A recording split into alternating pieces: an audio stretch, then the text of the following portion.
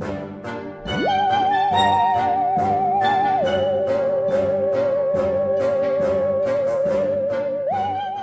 that time again for the assault on your ears we call Lower Dorks, a Star Trek Lower Decks podcast. I'm Aaron, and with me as always is Stavros. Tonight on our screens, it's episode 1 of season... No, 2? No, 2 of 1? Episode 12? None of that is right. It's episodes 1 and 2 of season 4. Back to back? Oh, this is unprecedented? Imprudent? What's the word? Unprecedented is the word you're looking for. Yeah, that's what I said. You know, tomato, or something. Yeah. Yes, it's season 4 though.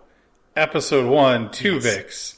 And episode 2, I have no bones and I must flee. And in our cups is a little banana pudding coffee.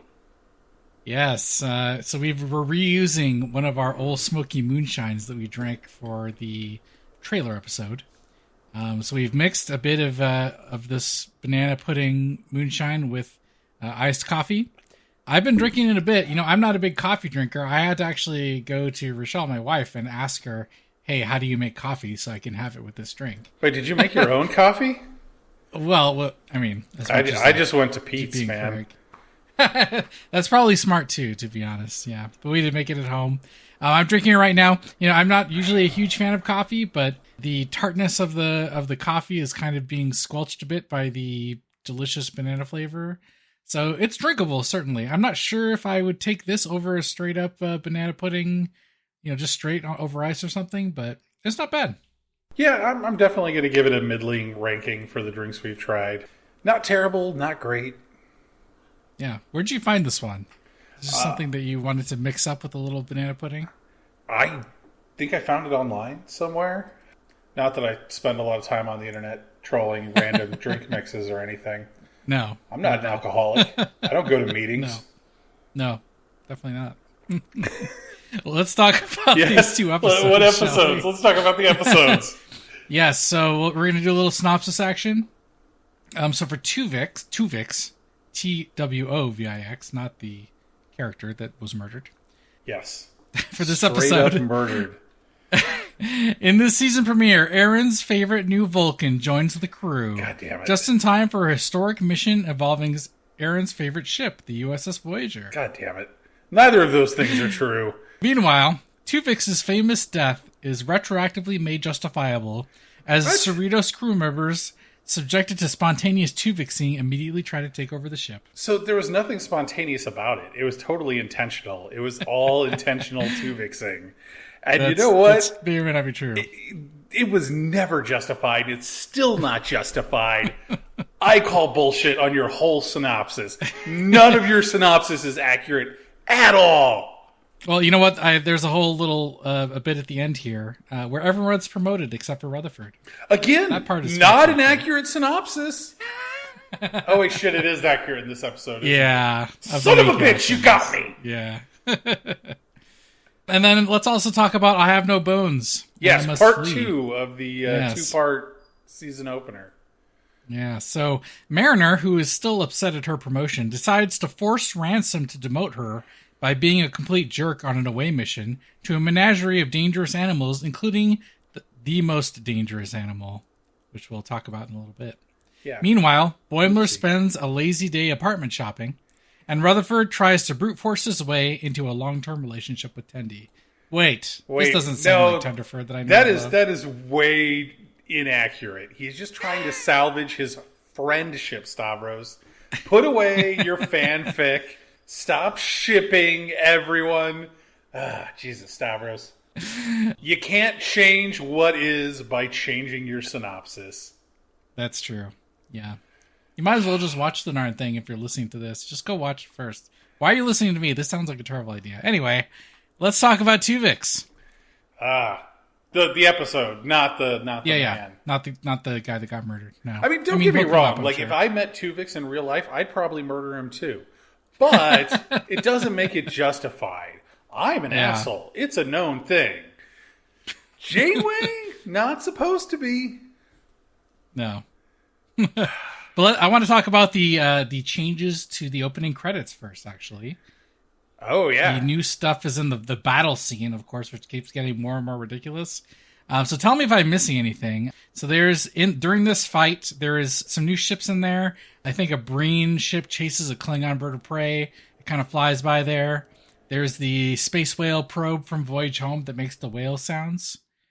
And I think in the back, I'm not sure if this is from this season or not. I think it's new. The crystalline entity takes out a Borg cube with a shot. There's a couple new animations. Yeah, there's definitely new animations. I don't think the Borg cube actually gets taken out completely. There's just lots of explosions. This is explosions. Yeah. And when I was watching it, I was all like, what is the deal with the whale probe? Why the whale probe? Why the whale probe? Why? I don't think we find an answer to that question. We do, though. It's season 4. And the whale probe was Star Trek 4. Yeah. I guess that makes sense. You might as well just throw it in there. Yeah. It's not really helping either side of this fight. It's just kind of making whale sounds and hanging out. Makes perfect sense. I mean, can't fight that logic. No, not at all. We're coming straight off of watching Strange New Worlds season 2. And, I feel like, there are a couple special little opening credit sequences for Strange New Worlds this season.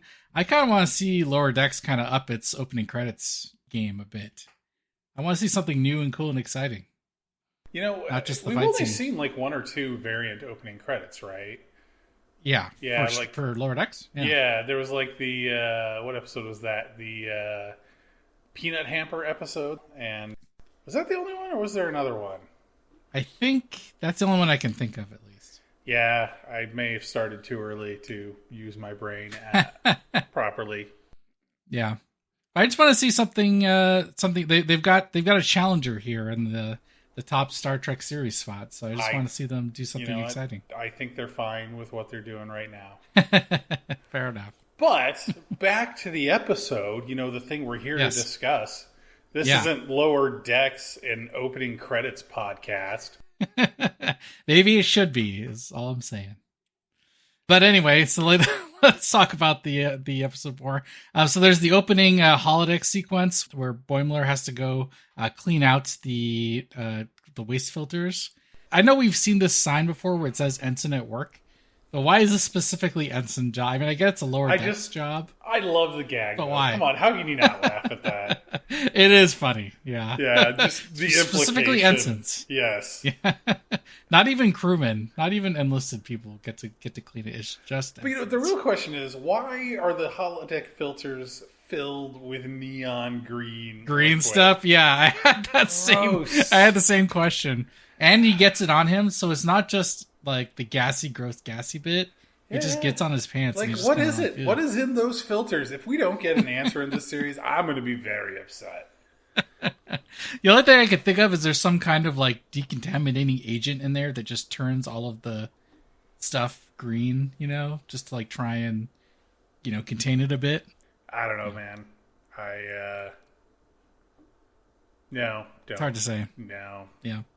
Gross. I also love in that scene that Ransom literally just walks into the holodeck just to say, "Hey, Boimler, maybe you'll get promoted," and then just says goodbye. Boimler's like his bro at this point, He just wants to build his bridge buddy? Yeah, you know. I love the fact, though, that whole scene, we're like, oh, this scene is obviously a mislead. They've recut this, so it's not actually what actually happens. Nope. No, literally what happens. It happens exactly as it does in the trailer. But you know what? It's still a mislead, because the whole scene is, it's a Chekhov's gun. He makes this whole big statement, and it's like, something has to happen with this. And the exact opposite happens. It's great. I know. It's really good. And we kind of get our first look at good guy Ransom over these first 2 episodes. First look? Good guy Ransom's been here the entire series, dude. I did not know. You use every opportunity to hate on Ransom. But you know what? Every opportunity, it comes up constantly how good of a guy he is. We're going to talk about this more in these episodes, because Ransom, just a number one guy in this episode especially. You're right, and I do want to talk about him, but there's more on him in a bit. You know who I do want to talk about, though, is your favorite Vulcan addition to the crew. Okay. That is T'Lyn. Let's get it out of the way. So, fan favorite character. It's cool to see her. I thought she was she's obviously written to be very, very flat in these episodes. Yes. So there's certain things like, they kind of bring up the whole, thing we pointed out for the trailer that, she can smell, she's very affected by smells. So I think at one point she goes like, I can smell Borg or something like that. It smells like Borg. She said Voyager. It smells like Borg. Yeah. Yes. Yeah. Fantastic. And the saying that Boimler is going to smell horrible. Yeah. Other than that, she's got a lot of like very flat. She doesn't want to get involved. She doesn't want to weigh in. She orders room temperature water from the. But come on, that's like a Vulcan thing. That's a great gag. Such a Vulcan thing. Yeah. And I don't know, maybe that's like the arc they're going for. They're going to start her out as like super reserved and doesn't want to be there. And she's going to come around and become one of the Warp Core 5, which I guess they won't be the Warp Core 5. What will they be? The something, or Warp Core 4, they'll be something, the something 5, the something Phaser rhyming. Strip 5. I don't know. They'll figure something out. Yeah, something has to rhyme in there. Yes. Yeah. And she doesn't do a whole lot in these 2 episodes. Well, she solves the Tuvix. I don't know what you call she it. Epidemic. doesn't. She makes it worse. Yeah. Let's talk about that solution there. We're getting a little ahead of ourselves. Let's get focused on here. Yeah, we got more stuff to go through before we get to the terrible ending of this episode. Yeah, she is involved in the ending. We'll put it that way. I will say that she does kind of help the plot get resolved, and Tendi is kind of like making this thing like, "Hey, we're friends," and T'Lyn just like goes like, "Thank you." Yes. And that's kind of it. So maybe you're right. Maybe we're going to get more from her because she doesn't really have like the zingers. This is the first time we've really seen her without Vulcans. She does have the zingers though, but they're just an incredibly dry, like unexpected response zingers. Like when Tendy's all like, "We're friends, right?" And she's all like, "Thank you." It's like, that's a great gag, right? Sure. It's interesting to see the dynamic change though when she's not with playing off other We've Vulcans. kind of jumped ahead here though. Can we go back to the beginning real quick? Yeah, sure. Because this episode, like the driving thing that happens here is they are on a secret mission, right? Yes.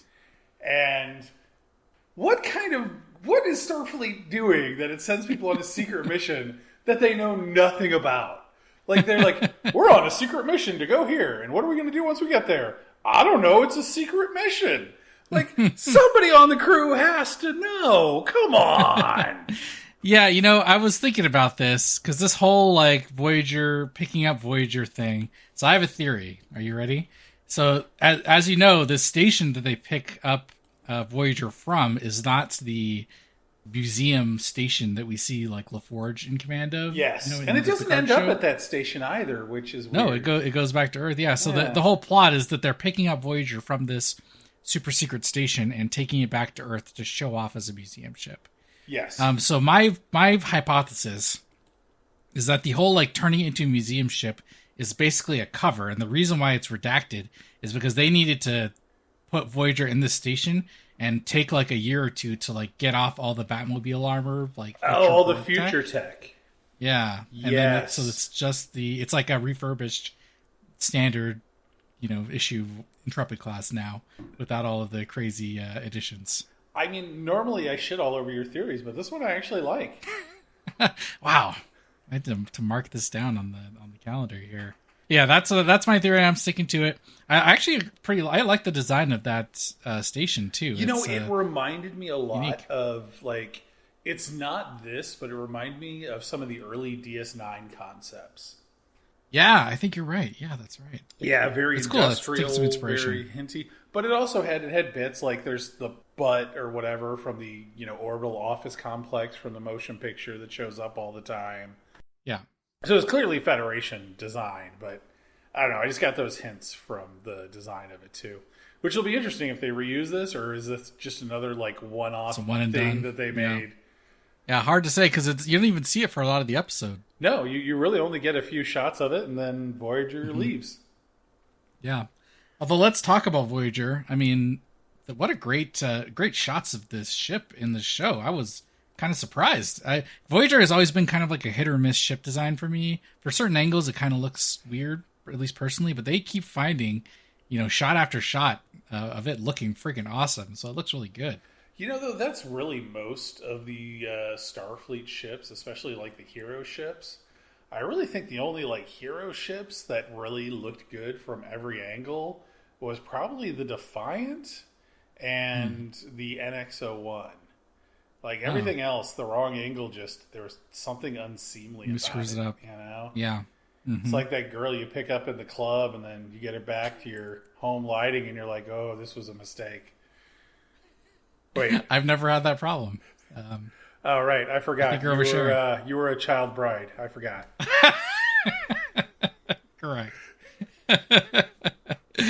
I also love that once they're on board Voyager, they constantly refer to Voyager as Voy, which like comes very close to fourth wall breaking because as we kind of know, that's how the series has been abbreviated.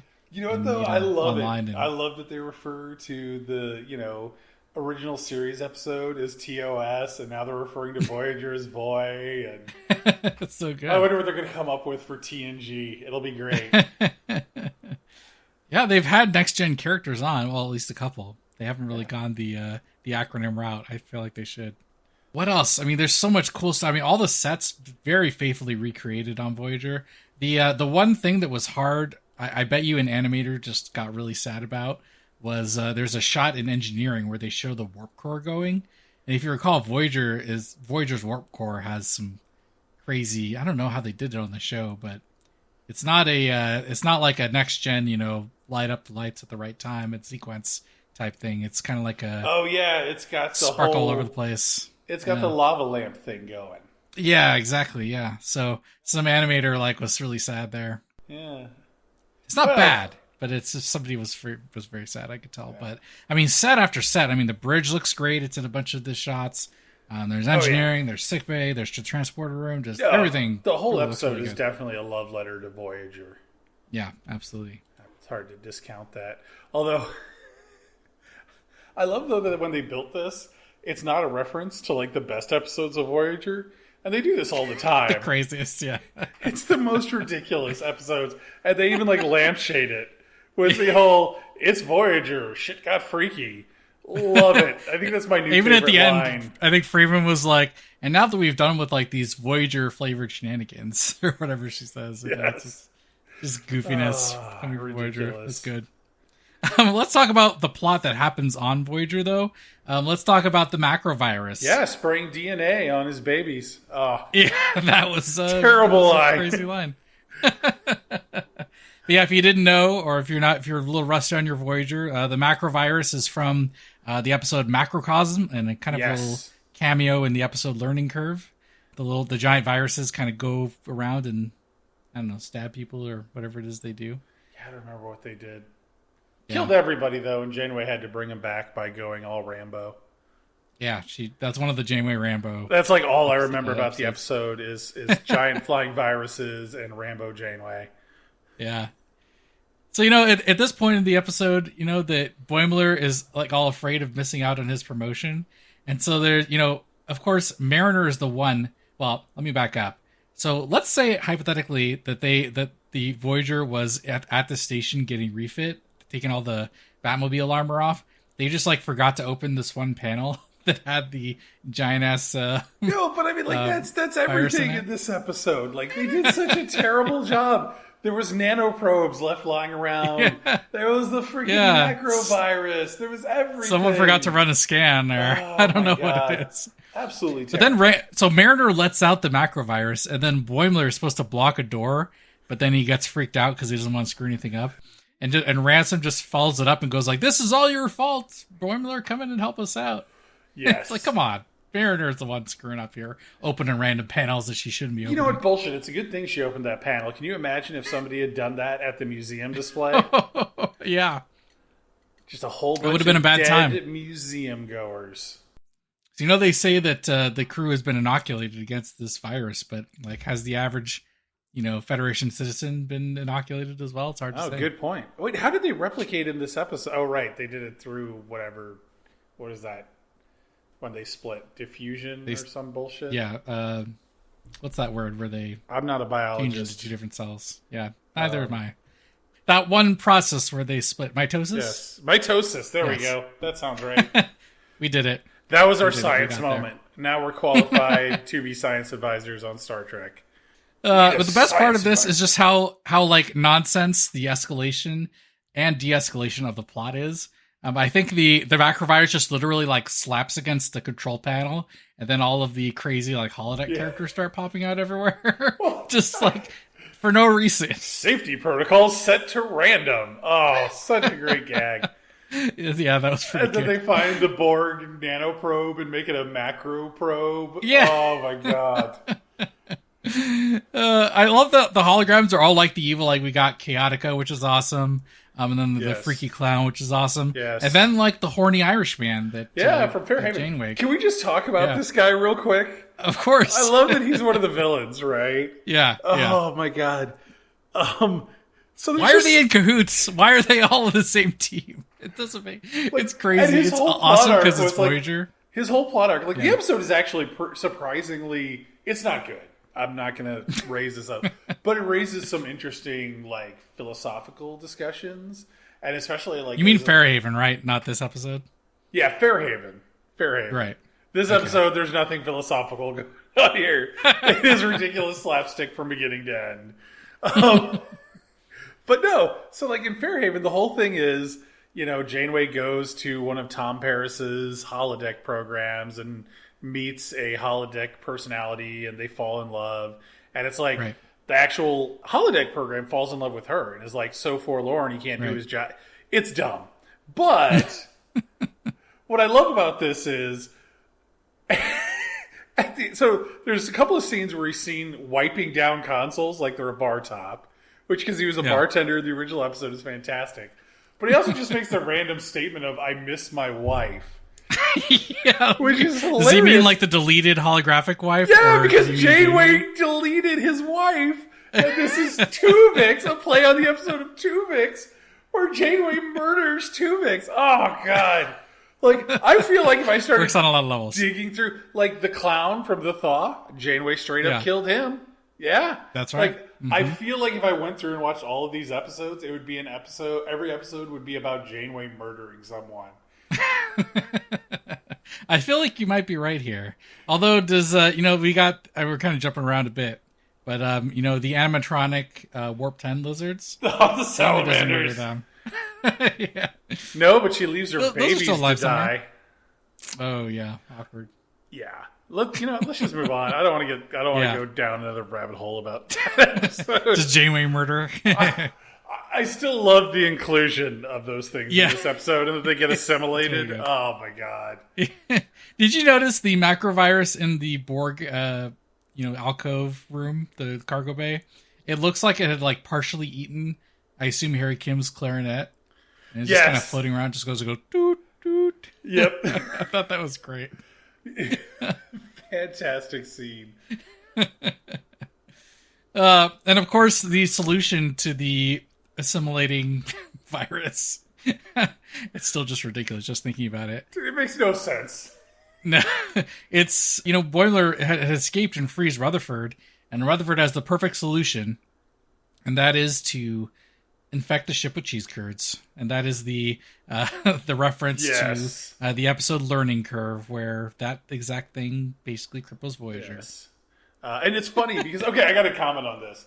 They reference the ship being disabled by the infection from the cheese, whatever, macrobiotics or whatever. Right. In, the opening scene on board Voyager. And everybody's like, oh, that's ridiculous. And in the end, they save the day by using that. Is Neelix's cheese now the Chekhov's gun of Star Trek? It definitely happens in this episode. I'd say so. So I think from now on, instead of having Chekhov's gun, it's got to be Neelix's cheese from now on. Neelix's cheese. I love how when Rutherford is going to the bridge in it, he has it looks kind of like a cake decorator to me. This just jammed with cheese curds. Oh my god, completely so awesome. Ridiculous. Yeah. I was talking to you about this before the show a bit. They cripple Voyager, which takes care of the murderous holograms. Yeah, but the macrovirus is still there. How do they deal with that? You know what, though? I mean, probably the same way they did in the original. How did they kill it in the original episode? Didn't they just, like, turn on the warp core to, like, high or something? I cannot remember. I remember of Janeway needing to, like, hypospray one in the face or something. I don't remember. I don't remember. It's kind of but they don't talk about it. They just, I guess, like, most of the danger is contained. Like, if they're, they're just chasing. I do want to comment on something. When the macroviruses. Borg take over the ship, who was the captain? I like the Borgified lizard. The hyper-evolved animatronic. lizard, yes. Oh. I love it. So the cheese takes out the ship, but then the animatronic is still Borgified, and I like that the ship shuts down, and then one of the characters just picks up the animatronic and then just reaches in and pulls out the oversized nanoprobe, and that's what shuts down the Utterly ridiculous. the animatronic. I love it. It was great. But you know what? If all the macroviruses had been assimilated, maybe like defeating the macrovirus Borg It'd be easier. queen, Maybe. would be like, defeating the, I don't know, the Borg queen. I guess defeating the Borg queen of the Borg didn't really shut them down, did it? No, it just crippled them, I guess. Yeah. Still, the fact that they don't talk about the problem that started it all on this on Voyager, they just kind of ignore the B plot. It's just like, hey. Yeah.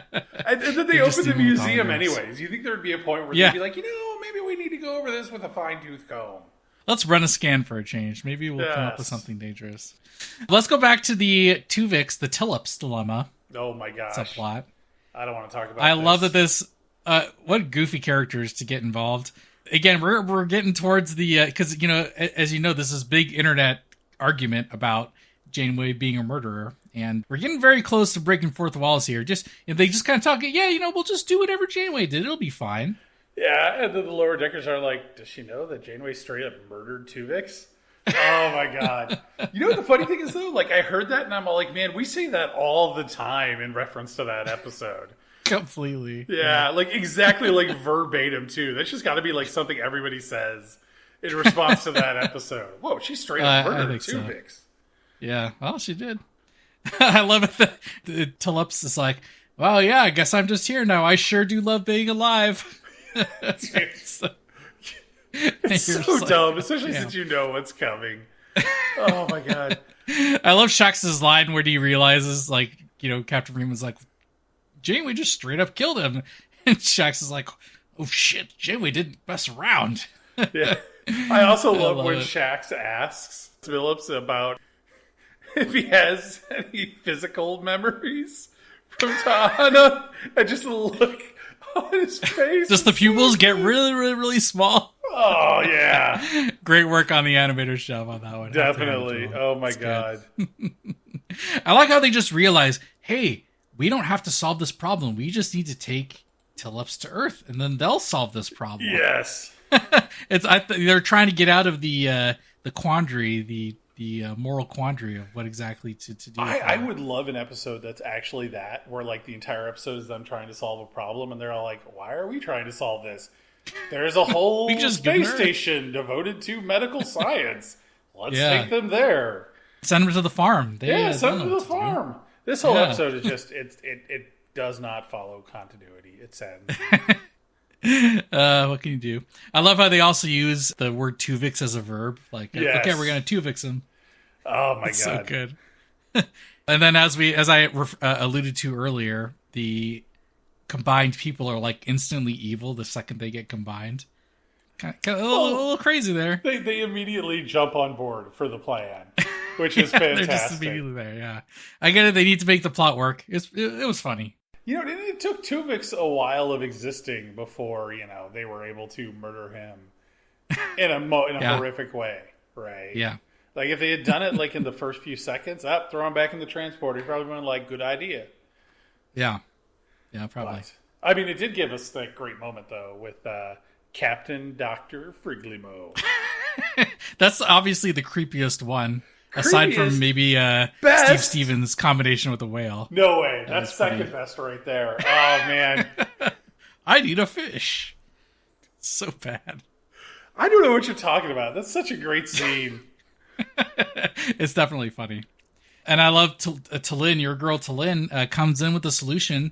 She doesn't even talk to anyone about it. She just freaking does it. She just overrides the transporters and beams all of them into a single... To be fair, it was a pretty tense moment. And I love the fact that she screws it all up. Like, she had no idea they would merge further at that point. Yeah, and she's like, oh well. Kind of T'Lyn indifference. You know what bothers me about... Because that leads to the resolution, right? Yeah. Yeah. The whole, we have to separate out the different signals and run them through the transporter and put them into different people. And there's no moral judgment here because now they're no longer a sentient being. They're just a blob. Yeah. That's one way out of that. All I wanted was them to have a moment where they go, oh, wait, transporters can duplicate people. It happened to Boimler a couple of seasons ago. And, that's the resolution. And I think it would have been fantastic if there was a whole other crew out there of Tuvix members of the Cerritos that are just, out there doing missions too. And they could occasionally cross paths. It would be great. I think they already have that California-class ship of, lookalikes. Yes. Remember that with, Bug Boimler and, Man Captain Freeman stepping on their toes. It just bothers me.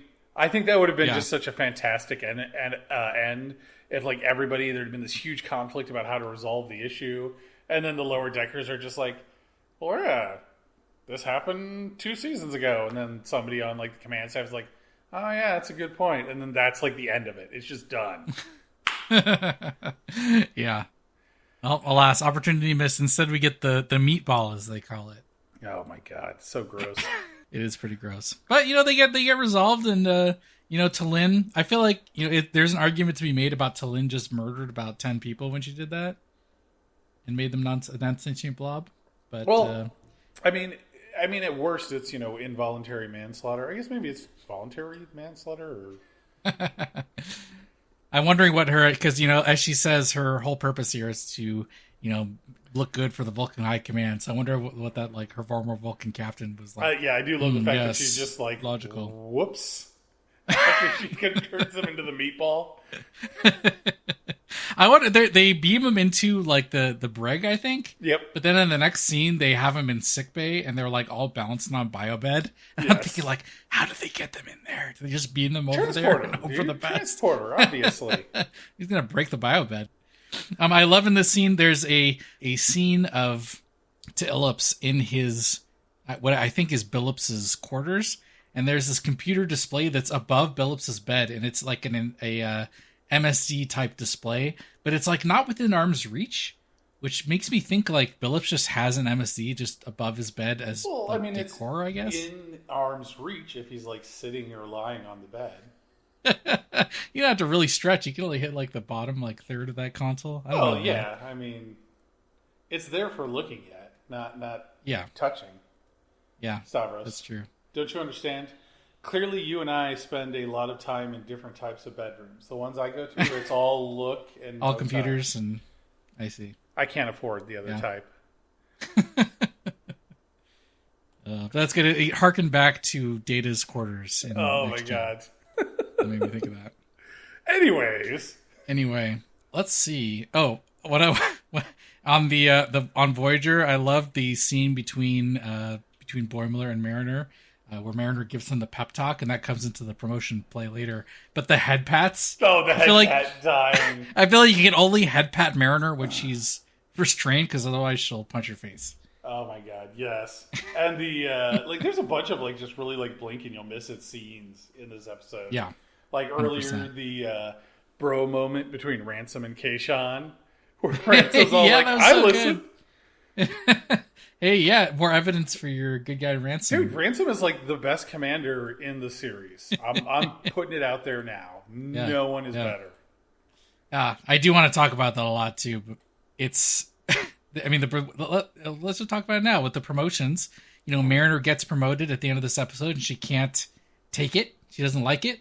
Yep. And the episode tries really hard with the evil music and dialogue to make Ransom seem like he's up to something. But you know what? We're getting to the next episode. But you know what? He's just being a really good guy. Yeah, he's a good guy. He's just being a good guy. He's not letting Mariner self-sabotage. It's funny because not only does Mariner get promoted, yeah, Ransom is a good guy, best commander. hands down. But not only does Mariner get promoted, everybody except Rutherford gets promoted in this episode. Yes, and that that's right. prompted me to go back and watch the trailer, because I'm like, how did we miss this? Yeah. Because they edited out the extra pip in the trailer. Did they? Because I noticed they had Mariner is conveniently in the workout gear a lot for episode 2. But they really edited it out, like the last scene, Lower Decks. Yeah, because the final scene when they're going, Lower Decks, Lower Decks. Right. That scene, they all have their pips, and in the trailer, they don't. There's more scenes from later in this season where they don't have pips. It's ridiculous. Like, why? Why the effort?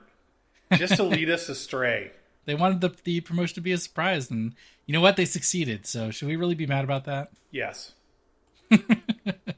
Also, I'm upset because T'Lyn had arrived on the ship like one day ago, and then she's in the first round of promotions. I get that they wanted to make them all the same rank, but did T'Lyn deserve that promotion? Wasn't she just, she was given provisional ensign, right? Yeah. Yeah, so that's not really... Did she deserve that promotion? I mean, is that even a promotion? What was she before? Well, she's provisional Lieutenant JG now. Oh, really? I could have sworn it was just she was a provisional ensign now. I don't think so. I think she has the 2 lines on there. I'm going to have to look now, because now I'm doubting myself. But I'm pretty sure. You should doubt yourself. I doubt you. I'm going to look right now. Yep, there are 2 lines on there. So she gets Lieutenant JG as well. So what's up with this Vulcan favoritism? Well, I mean, she did turn all those crew members back into not a meatball. That's true. She did meatball and then separate. She did murder a bunch of Tuvixes and then separate them back out. Moral of the story, you want to get a promotion, create a disaster and solve it. I think you're right. Okay. I think that leads to the very end of the episode with the mysterious threat. No mysterious threats. No mysterious threats, as they chant. Yeah. And then there's a mysterious threat. This is Ma dead? I thought we saw this in the trailer too, but is he dead now? I'm kind of upset about that. So, like, I'm going to go into a little bit on the next... I'm going to save it for the next episode, when we do the next episode opening. I have a theory here. Okay. But yeah, Ma, though, isn't the takeaway from this episode. The takeaway is Spear Guy. Oh, God, that gag is so good. Dishonorable to stab someone from a distance. God. Pretty solid logic. I don't think that's solid logic. I mean, we've seen Klingons use guns. Like, come on. That's true. Yeah, they're just trying to get each other. Yes. Yeah. They're just lower deckers trying to get under each other's skin. That's right. One interesting thing that we do learn about the mysterious threat, I mean, we've seen the ship before in the trailers, but they say 1 life form aboard in this shot. Did they? They do say there's 1 life form aboard. So I'm wondering if we know if this is... I mean, we kind of speculated about the AI... I don't know what you want to call it. Like alliance, the coalition, the axis of evil of AI, but I don't know. Yeah. I'm not sure what to think at this point. There's 1 person on board. Yeah. I can only assume maybe it's the other Boimler or something. I don't know. Ooh, well, you know what? Why would Section 31 be attacking a bunch of rando starships? Yeah, I don't know. Hard to say. Yeah, I'm really intrigued now. I totally missed the 1 life form aboard. Now I want to know who it is. Life form. Damn it, Stavros. Why did you do this to me? Go back and watch that episode, man. Let me live in blissful ignorance. Never. Did we miss anything about Tuvix before we move on to the bones? No, I don't think so. We covered all of the Ransom moments that were fantastic. We're going to talk more about Ransom, too. I know. In just a short while here. You can't not talk about Ransom. There's no too much Ransom. Oh, though I do want to mention on one thing. I love the fact that Boimler thinking he's not going to get promoted early in the episode because of his bad judgment. Right. And the entire, his entire plot, I don't know which one is the A plot or the B plot, but his entire plot is built around, or not his plot, but the other plot is built around what is often considered one of Janeway's worst judgment calls. Right. In killing Tuvix. Right. And that's not just by us. That's by dozens of people on the internet. Dozens. You're right. Yeah. Okay, yeah, I think I've had enough of that. Did Boimler deserve that promotion? You know what? I think he did. Yeah, okay. You know what? Sometimes he's done a lot, man. They all deserved it. He has accomplished a lot. Yeah. You know, the only person who I think has accomplished more is Rutherford. My boy. Yeah, that's right. Yeah. Let's talk about that. So let's move on to the next episode. I have no bones and I must flee. Let's talk about the cold open first. Can we talk about the title real quick? Oh, yeah. So obviously this is a reference to the short story by Harlan Ellison, I Have No Mouth and I Must Scream, which is like a horror story about a malevolent AI that's torturing the last 4 humans alive. And so, like, when I saw this title, I'm like, oh, yeah, this is going to be the return of Badgie or Agamus or something like that. And I'm just so disappointed. Yeah. Yeah, like, it has nothing to do with that. Like, it doesn't... it just... I don't know whether I should be upset or not. I mean, I'm not, because I really like the episode, and who cares about titles, but, you know...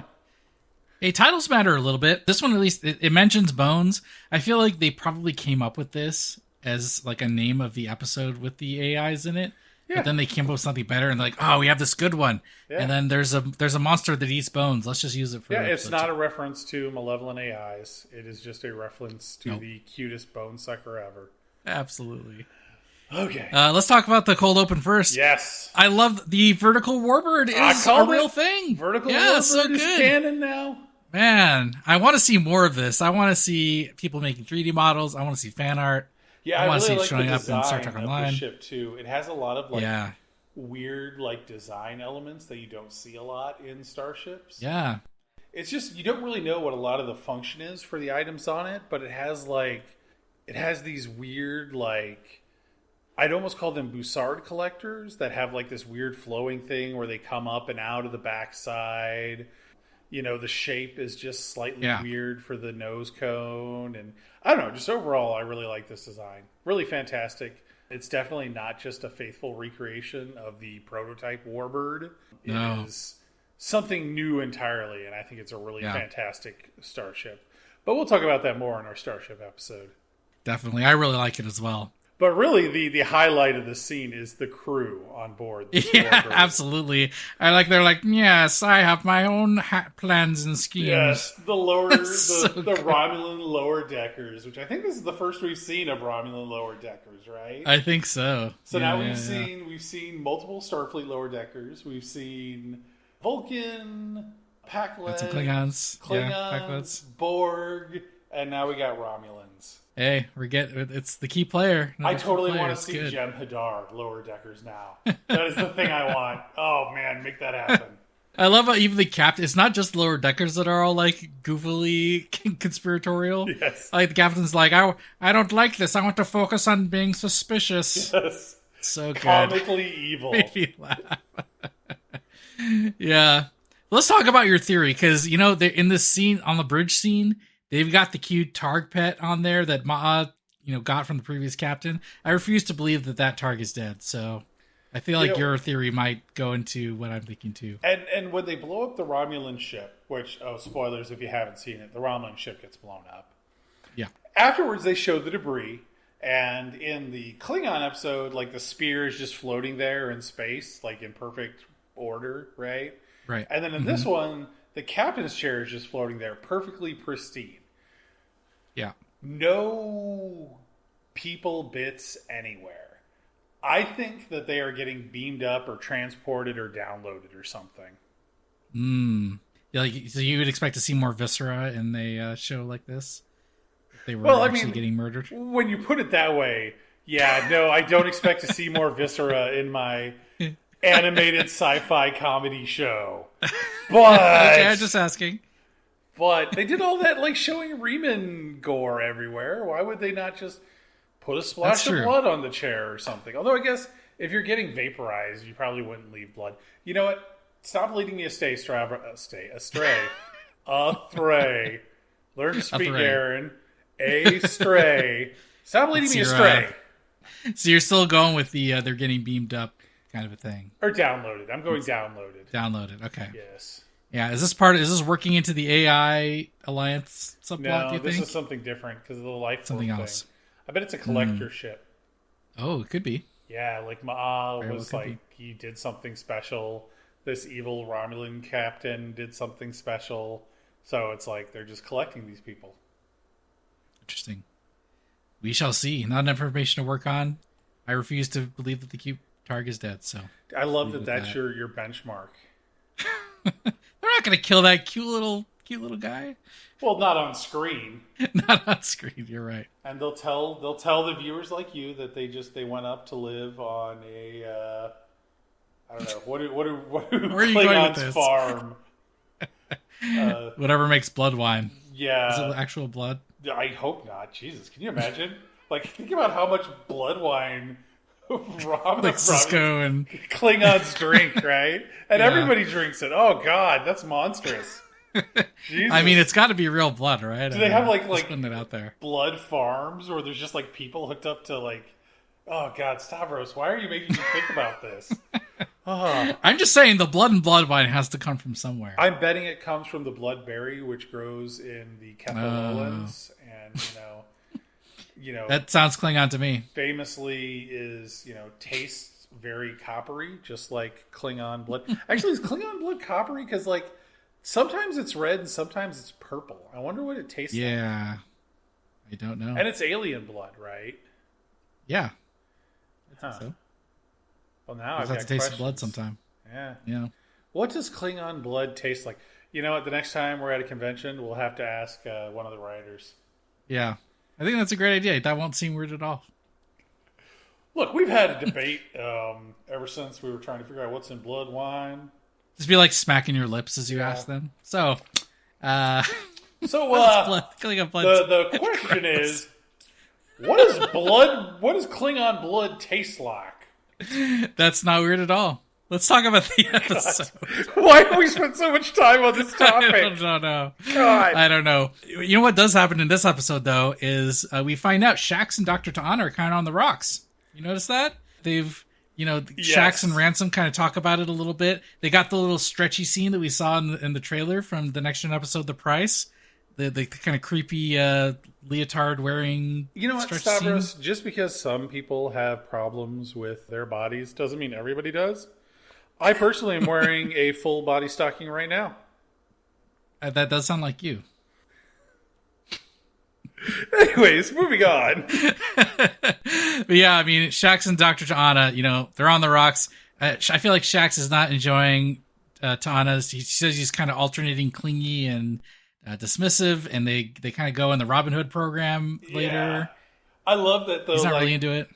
Like, Shaxs is like the hardened, veteran warrior who was a terrorist, and he's been through the occupation.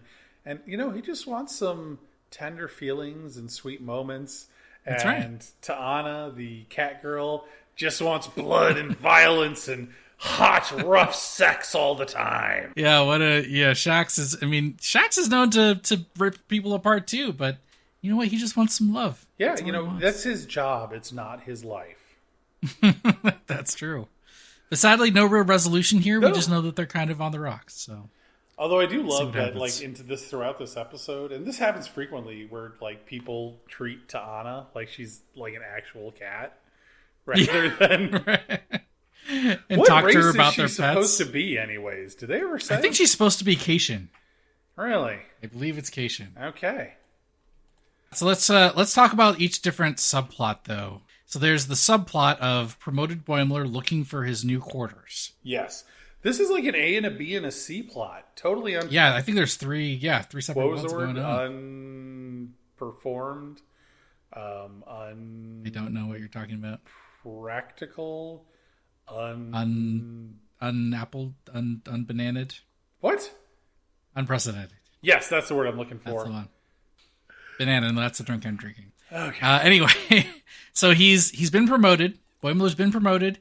They're clearing out their bunks. By the way, before we get too deep into Boimler, did you notice that we kind of get the shot of like the 4 bunk spots, and the Warp Core 4 have cleared out all their stuff, and then they leave and the lights kind of turn off. It's a short little shot, but you get the sense that like, the sun is being set on this particular set. I don't think so. I think we'll be back here at some point. But at some point, but like it's been such an integral place for them, and we're gonna get into who's living with whom towards the end of the episode discussion. But I mean, it's very sad. It's not going to be the place it used to be. Stop making me feel things. Sad. Emotions. We're manly men. We don't feel things. Come on. Anyway, so Boimler's leaving his bunk. He's got a box with him. And I love that they put a bunch of things in this box that we've seen from other places in the show. Which ones did you pick up on? We'll see if I can fill in the gaps. So the problem is I'm like looking back on it, like remembering all this stuff from throughout the episode. But like I remember initially it's got the Stargazer map. It's got his like dedication plaque. Yes, his Boimler effect. Plaque, I believe. Yes. Yeah. And it's got, the plates, and it's got the Klingon headdress. There's other stuff too, but I can't remember. Yeah, what do you got? It's the Captain Freeman, Freeman Day poster. But you can't like see it in the initial scene. It's not till later when he's walking down the hall. Yeah, and there's even more that kind of pops out of his box once he's in his quarters. Yes. So I didn't peg Boimler for an action figures kind of guy, but he's got Mirror Universe Archer figures. Yeah, and we got Monster Maroon Spock. And we got another, we kind of talked about this before, we kind of hypothesized it's the TNG movie era Data holding a rifle. Yes. And he also has like a little violin case, which I think is a reference to that episode that starts out with the talent show and he's playing the violin. Well, no, because there's a couple of episodes where he has the violin, right? Oh, yeah, and he's tuning it? Yeah, so he plays the violin. Yeah, that's his thing. A glass violin, no less. Yeah, right. We even got some dice kind of roll out of his box for the Batless and Venus. So I want to go back to the action figures because they really bother me. Yeah. Okay. Why does he have Mirror Archer? Yeah. How does he have that? That was the only Mirror episode that didn't cross over. Like, why? Why Mirror Archer, people? No one knows. Unexplained. Maybe it's just like older Archer, and like eventually Archer is like the guy who pioneers the, it's not supposed to be green. Like apparently that was like a colorization issue. Really? Like how they colorized the original series, and it's actually supposed to be like a very gold color. Interesting. But now it's canon, I think. Now it's canon. You got the green version. It's green now. Yeah. It's on Enterprise is green. But it's not like maybe like Enterprise or maybe Archer, like when he got older, like he's the dude who started wearing that. And like Kirk wore it as like an homage to Archer. Interesting. That's the only way that makes sense. Yeah. It's not explained in any event. No, not at all. But I love all the details on that. And the Boimler's quarters near the Bussard collectors. So great with the brightness. We get to see how the anti-Medusan visor gets employed. Yeah, we were way wrong about that. Yeah, I know. There is no Medusan. Just a random little fun little drop there. The whole brightness thing where, I was watching this with my wife, Rochelle.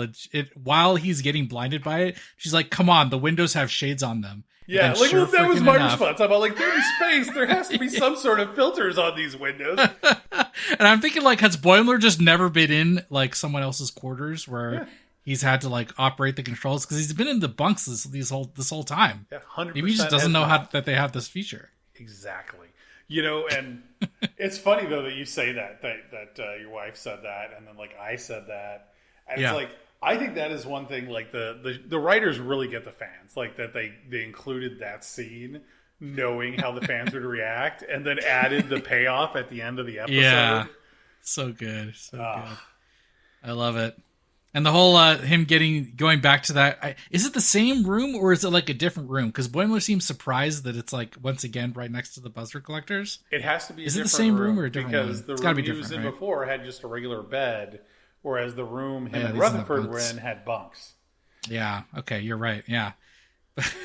what a great scene where he just like gets in there and realizes that the shade can be pulled down. He's just like, the fuck. Yes. I'm surprised they all didn't get a room together, because didn't they mention that in the previous episode where they were trying to get a room? I think they were going to split a room that was on the lottery system. Yes. And if they won it, then they would split it. But it must be at some kind of, because I think Mariner, when she got promoted to lieutenant for an episode, she had a room with just one bed in it. So there must be a combination of both on board that they can just split up however. Yeah, that makes sense.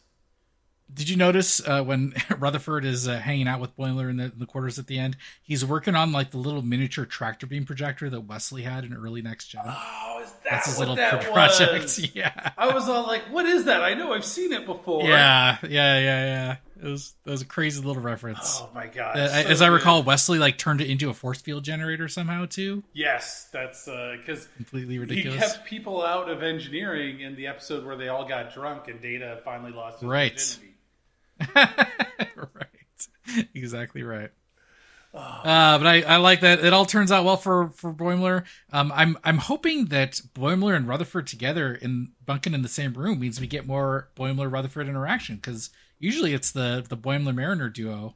Yeah, it's Boimler and Mariner and Rutherford and Tendi. Yeah. But you know what? I think we've seen in the trailers we're definitely going to get more of the Rutherford Tendi pair up. But I think we're also going to get like a lot more like this episode has an A, B, and C plot. I think we're going to see more of that, where it's all like, here's the A plot, and it's like 3 of them or 4 of them, and here's the B plot, and it's just one character by themselves, or some other weird combination. Or here's like the A plot, and it's just one character interacting with everybody else in different ways. Yeah, could be. Well, let's move on to the next subplot, though, and that's the Rutherford Promotion with Tendi along for the ride subplot. I friggin' loved this. I mean, Rutherford is my guy as usual. I love that when Tendi is leaving the bunks, Rutherford gives her the Cerritos model that they put together, and she puts it in her box. I didn't notice that at all. I noticed like they had very the subtle models out. Yeah, I just didn't notice who took what. Yeah, and in Tendi's box, she's also got a picture of the dog, and she's got the beaker that Goopy is in. Well, you can't see if Goopy's in there still or not. And I think Klingon shoulder pads, the one she was wearing during the Batless and Benus. So she's got her own box as she walks out of there. Yeah, I think you're right about the Batless and Benux shoulder pads, though. Yeah. But the key thing of this plot is Rutherford's, he's pretty confident about getting a promotion too, because you know what? He doesn't want to be separated from the Warp Core 4. I just love, like, before you see the whole episode play out, he's just like, oh yeah, you just got to do something amazing, do some amazing engineering to get a promotion. And it's just like, oh man, that's so ridiculous. Yeah, and he gets into competition with the new Ensign Livick. Yes. Who's a bit of an overachiever himself. And it's funny to see him get so upset about Livick, who's just like one minor like step ahead. And it's all like, I modified the warp core to be, 0.05 more efficient. And it's like, oh man, Livick just did 0.06. Oh, just so ridiculous. I love it. Rutherford's just getting completely bent out of shape about it. But as we find out, the reason why Rutherford is so confident about his ability to get a promotion is because he's been offered a promotion several times already. Oh, yes. He just never took it. Yes. And you know what? When he finally does get the promotion, that scene is just so fantastic. Yeah. I've always wondered about, we're going back to Boimler, like having his promotion revoked because the Cerritos I assume can only have a certain number of people of certain rank on board, I think. Yes. So like Livick like just gets cheated out of his promotion just because Rutherford's like, or I guess Tendi, steps up for Rutherford and has him go get I love it. Wrench the promotion out of his face. Hey, can Rutherford have that promotion? And he's like, in the middle of the promotion ceremony, Phillips just stops and throws the pip at Rutherford and says, sorry, Livick, maybe next time. Oh, Jesus. Ridiculous. Is Livick going to be a villain in the subsequent episodes? I mean, he was pissed. If they never bring him back, I think it'll be a loss. I think it would be fantastic if they did like an episode where like a bunch of the other crew members who have been wronged by the lower deckers like form a coalition to undermine them. Like it'd be like the like lower decks episode of TNG, only instead of like, up and coming crew members who want to do right, it's up and coming crew members who want to undermine the ship. I love it. He's there. He's going to join. Or maybe he's even on Delta Shift or that other shift that. Of course, yeah. We did skip over the best scene in this subplot. Oh, which is what?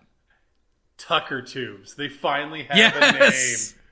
I know, amazing. Yeah, if you're not aware of this, in tons of Star Trek shows, even other random sci-fi stuff, like all sorts of television and movies. These two It's like these pipes coming out of the base, and they have tubes that run between them, and they like glow orange, and they're flashing, and it's all like, you know, you see people, it's got like valves on them, and they'll like adjust them, or they're in the background. You never know what they do, which is fantastic, because in this episode, Livick is all like, Billups is explaining how Livick like overcame some problem, and now there's 3 of these glowing tubes rods, and he's all like, yeah, and he named it the Billups tubes. Oh God, so good. And the best part is that he goes, I don't even know what these are used for. Oh, because nobody does. Nobody does. That's the whole gag. Really, oh God. Lampshading at its finest.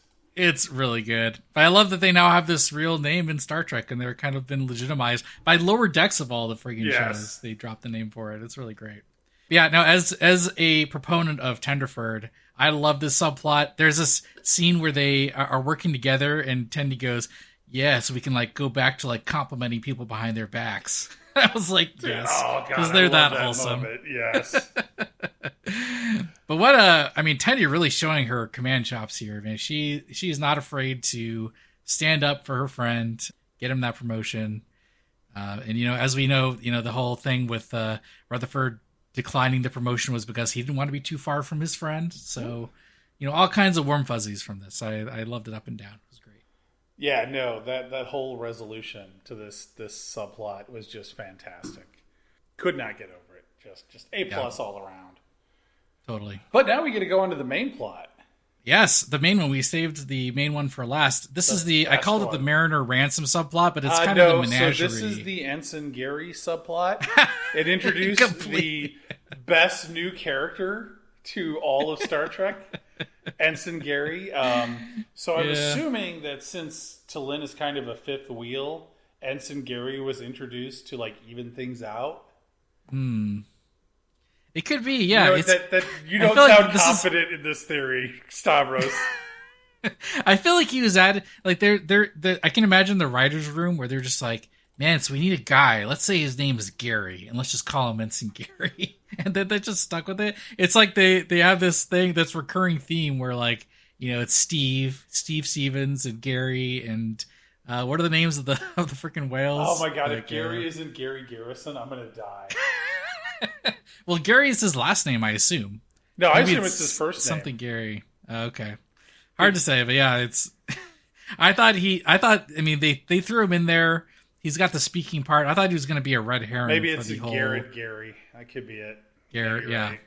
Maybe we'll find out more about him. I hope so. I love this character, and I love like all of his responses to all the ridiculous stuff going on around him is just fantastic. Thank God someone's out there to call out like the Mariner Ransom shenanigans, because someone had to do it. Their weird relationship. Oh God. He's either pooping his pants or he's calling out Mariner and Ransom. There's no in between there. He's doing one or the other. I love his best. Wait, when you're lieutenant junior grade, you get to call him Jack? Oh, so good. A great line, for sure. I didn't realize this mission was going to be dangerous. It's so funny. Anyway, so they head over to the Menagerie, and wow, what an amount of detail of the interior of this station. Even the exterior actually looks pretty good, too. Yes. Just all kinds of animation details. On the inside, tons of things are animating. Lots of animals. Some stuff that are references to things, but other things just fish and insects and things that are, I think, too small to really make out. It's kind of crazy. But some things I was able to pick out. We were talking before about one of the creatures in the opening shot. It looks so close to a turbo leader, but I don't know. There's some differences in there. Yeah, I don't know if it is one or not. It's more oniony than flapjacky. Yeah. God, it's so close, though. Got to be a cousin. Yeah. I bet that's what they were going for there, was a turbo leader, and just didn't really do good research. That's right. I'm calling out the animators. The animators, yeah. Take that, animators, I guess. Yes. Anyway, there's other stuff. I saw a City Alpha Eel in there. Strangely, a koala is in there. Dude, I'm telling you, man. These supposed to be dangerous animals. Are vicious. There's a reason that there's the myth of the drop bear. They're just extra vicious koalas. Could be. Picked up a vicious koala. They seem so cute and cuddly, and they're usually pretty chill. But then, they go all Jason Voorhees on you. They're fucking terrible, man. You see a koala, just punt that thing into the horizon, kids. Yeah. Yeah, just get rid of it. I saw a dog with a horn on its head that I'm pretty sure is the Alpha 117 canine from TOS. It kills me that you saw that because I did not see that anywhere. Like, I saw it's most in one of of the the other backgrounds. stuff. Yeah. I didn't see the SETI Alpha Seal. SETI Alpha Seal? Is this like a seal that fits in your ear somehow? Or Orf, orf! Or it's in my head. Orf, orf. Orf, orf!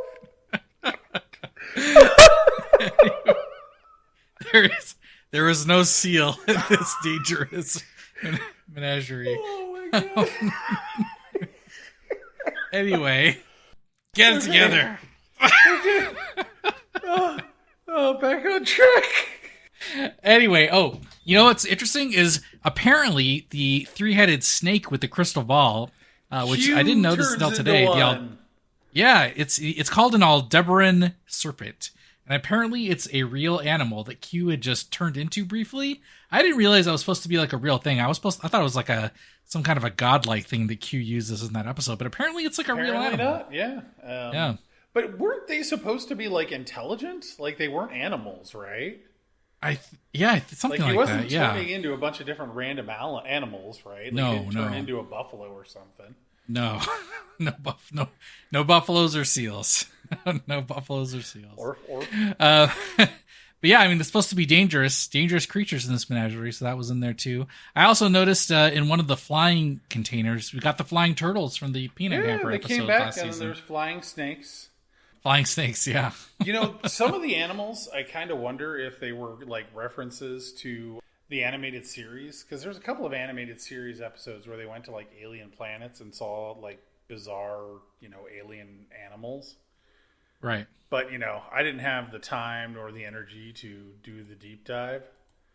Yeah, I didn't. I kind of kept an eye out for that. It's hard to say if any of these are obviously something like that. Callbacks. Hard to say. So. But it isn't a callback. Oh, what? Your favorite. Ooh, what's my favorite? Oopsie. Why can't it only say its name? It's like a Pokemon. Oh my god. Do Pokemon eat bones? I don't know. Maybe this one does. This is some kind of a new Pokemon that only drinks bones and says its name, and that's it. That's awful. Like, that is nightmare fuel.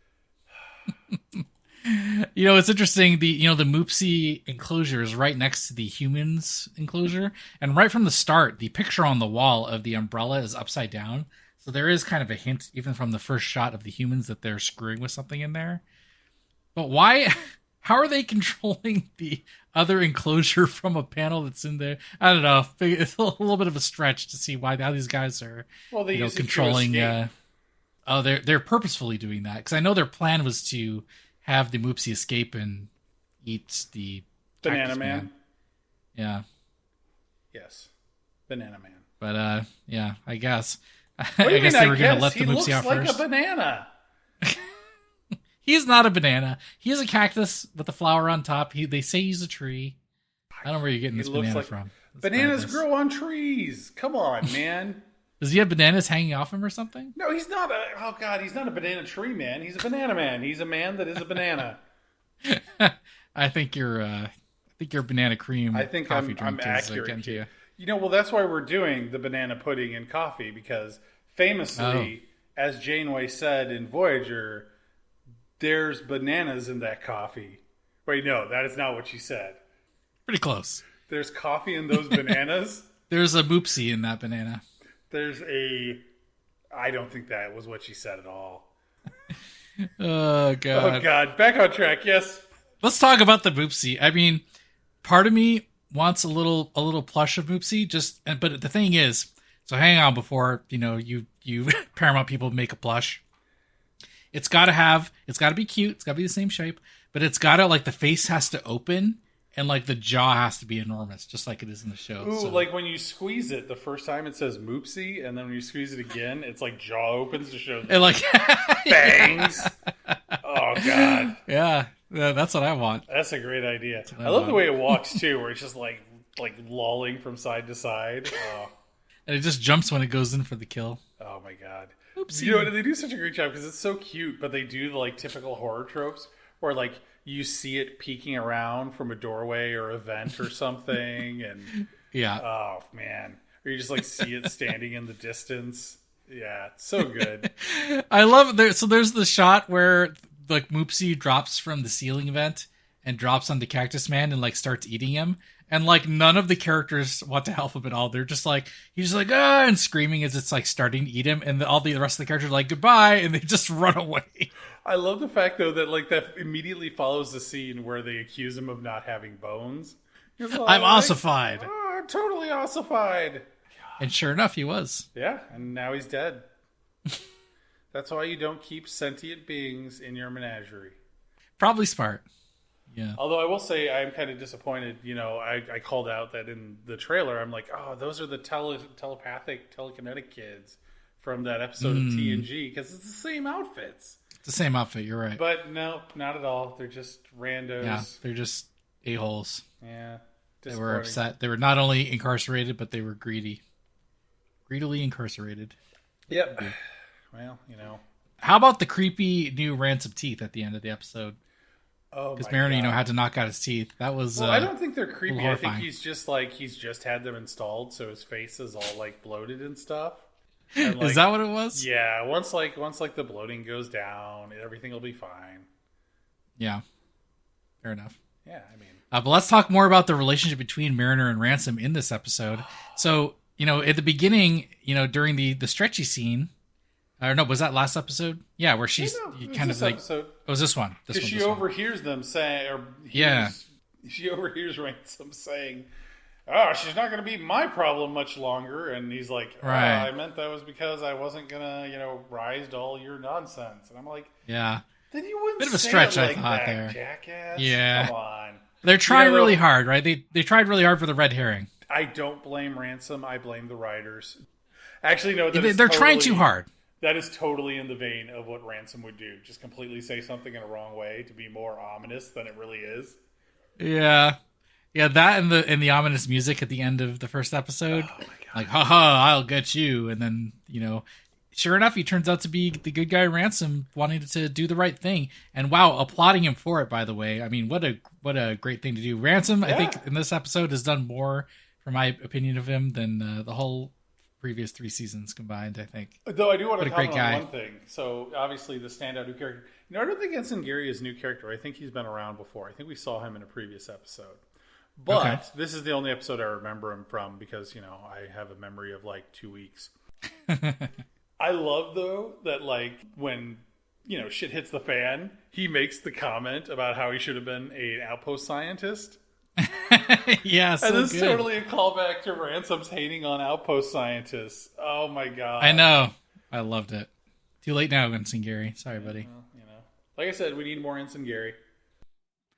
But yeah, I think that, you know, we get a lot of the Mariner Ransom stuff worked out, and like I keep saying, it's feel good, a lot of feel good stuff, except for all the people that died. So, well, I mean, it depends on which people you know are counting here. I don't miss Banana Man, Cactus Man. You're Banana Man.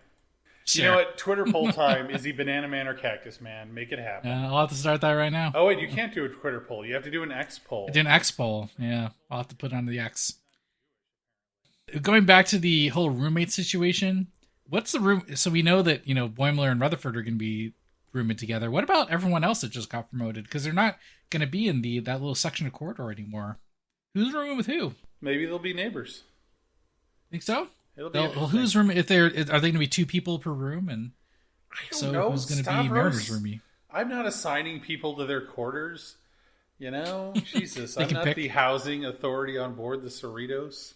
Maybe you should be. What kind of job would that be? I feel like that's Miglimo. He's the one doing that. I feel like it's probably all automated and just until someone makes a special request. Yeah, and then Ransom's got to look at it or something. Yeah, somebody has to approve it, but you know, no big deal. You know, I think we've covered everything. Are we missing anything about Bones that you want to talk about? About Bones, yes, Stavros. I want to talk about Bones. I thought you might. You know what? No, I mean, like, this episode it was really good. I love the fact that we have an A, B, and C plot, and they all work really well. They jam-packed a lot into these 2 episodes. Totally. Great start for this season, I think. Even though the plot of the first one is kind of a little nonsense, I think there's enough fan service, and it's fun enough. You know what? I do wonder, really because there's always at least one episode that is just like the fan service episode. Like, they did the Collectors episode. Right. What other fan service episode? DS9. Oh, the DS9 episode. Mm-hmm. It'll be interesting to see as this keeps going on what the fan service episodes are going to be. But yeah, definitely A+ to these 2 episodes. It is a great start to the season, and I just hope it keeps going this way. Do you think this the Tuvix episode was to DS9 or to Voyager what Here I'll Trust Nothing was to DS9? Yeah, I totally think it was, but it's definitely 2 different approaches to it, right? Right. Yeah, this one didn't focus on guest actors. Didn't focus on guest actors. It did include the other one included a very DS9 plot. It included the guest actors, and it used them to really ramp up the DS9 nostalgia. Right. Whereas this one, it just relied on the story tropes, right? Of just throwing the ridiculous episodes from Voyager at us over and over and over again. But you know what? Neither of those are wrong. Both definitely valid nostalgia. You got to take the good with the bad. A rewatch of TNG isn't the same if you skip over Sub Rosa. That's true. Oh, man. But speaking of skipping over things, I don't think we have. I think we've hit everything there is to do. There is on these 2 episodes. Yeah. It's 2 episodes down, right? And 10 to go? I think so. Yeah, so much like my bottles of alcohol. Oh. So you do have a problem. Well, yeah, out of 2 bottles of alcohol. Anyways, since that's the case, you can catch us next week for episode 3 of season 4. Or if you can't wait that long, you can find us on X. At Lower Dorks. Or you can head on down to your local Menagerie and watch 2 podcasters cast their pods. Is that what we're doing here?